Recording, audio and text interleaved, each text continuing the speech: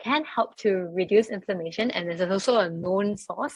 So omega-3 fatty acids or omega-3 fats that's shown in many of the research, not just on our joints, okay, but also our brain health, heart health, lowering, easing or reducing the stiffness of our blood vessels, which in the end also reduces blood pressure. Okay, but just be careful for individuals on blood thinners, okay, not to overdo omega-3. So back to fats, okay, so we're looking at different types of fats that is found in food. What we want to look out for is to have more monounsaturated and polyunsaturated. And polyunsaturated, which is known as your omega-3, omega-6, but in particular, what we want to include is your omega-3s, okay? Having too much of omega-6 can cause an inflammation. So we tend to eat a lot more omega-6 because it's found in our cooking oils, it's found when we dine out. Most of the foods that come in a packet do have higher amounts of omega-6, and we don't have enough of omega-3. So back to someone's question about sashimi. If you're taking a lot of sashimi, the only main concern, which is mercury and also hygiene, because some of these fishes, especially raw food, they tend to be more concerned of the food safety. So we want to look at including omega-3 from a wide sources, not just from salmon, but you want to include like things like sardines, salmon, mackerel, tuna. You also can get them from plant-based ones like chia seeds, pumpkin seeds, for example. They do have higher amounts of omega-3s.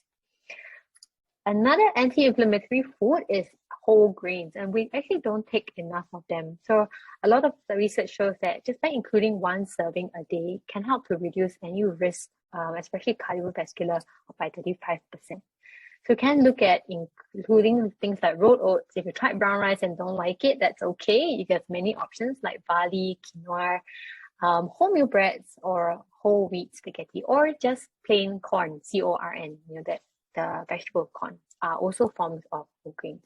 So these are some options.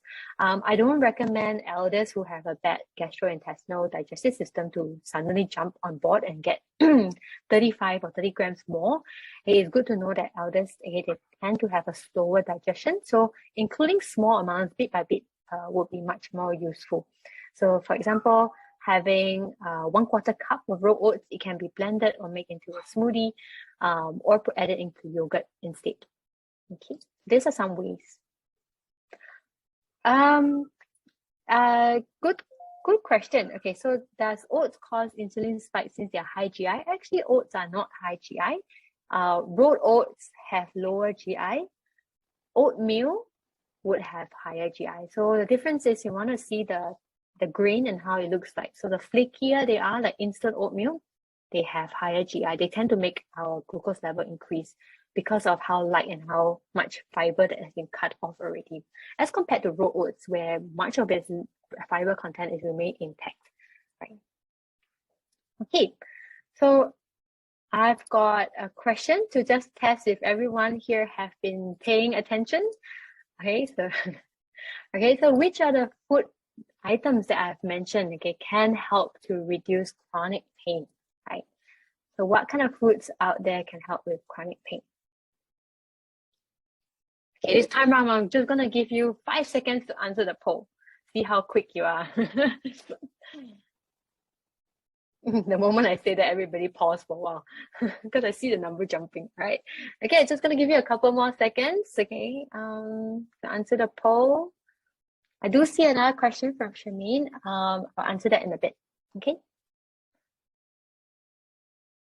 Okay, thank you very much for participating in the poll. I'm just going to end the poll right here and just share with everyone the results again. So it's a good, quite split in the middle. Some of you saying low GI grains and also fruits and vegetables. So actually the answer is all of the above, right? All of the above. So all of them actually can help with chronic pain management. So eggs have been, being coined as like, one of the bad ingredient, but actually eggs are super nutritious. They are abundance of vitamin D. They have a good amount of protein. They have good fat. Though they have cholesterol, but it doesn't affect our cholesterol at all. Okay. So there are some food grains that I want to show you. Okay, so white rice is being in a high GI as compared to raw oats, which is at the bottom, 55. A good alternative that we don't eat much of, which is which is available, okay, in this region are barley. So in the next time when we make our own barley drink, it's good to eat the barley as well, okay, because the barley itself is actually low GI and it's also a part of whole grain. So in replacement of white rice, you can also have barley or maybe basmati rice as an option. But you know, if you're not say low GI, doesn't mean you can eat 2 bowls of basmati rice. Okay, the portion size do matter as well, right? So having appropriate portion size, okay, will also having too much of it also makes it one high GI. So yes, just a quick one to answer you, Jane. Yes, you can actually eat eggs every day. So I'm more concerned of deep fried items and type of fat that we're having rather than eggs. So yes, so it just as mentioned, also fruits and vegetables. The reason why fruits and vegetables, because they do contain quite high amount of antioxidant and phytochemicals, which means plant chemicals, that is known to actually reduce in inflammatory process. So having more fruits and vegetables also mean that our diet will be lower in saturated fat and more fiber for our good gut health, and that actually helps to strengthen our immune system as well. Vitamin D, okay, also have shown to reduce pain levels. When we come to RA, okay, we wouldn't be able to cure RA, rheumatoid arthritis, but we can actually help to ease the pain better. Okay,